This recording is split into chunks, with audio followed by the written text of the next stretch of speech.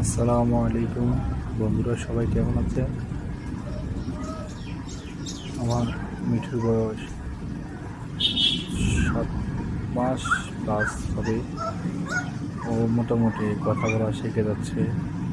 আপনারা সবাই দোয়া করবেন আমার মিঠু যাতে সুস্থ থাকতে পারে।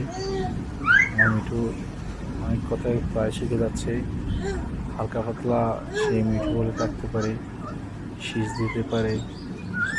আর আমার বাচ্চার সাথে আমার বাচ্চা যেমন কান্নাকাটি করে, সেম সে ওইভাবে চেষ্টা করতে আছে কান্নাকাটি করার জন্য বাচ্চার মতো।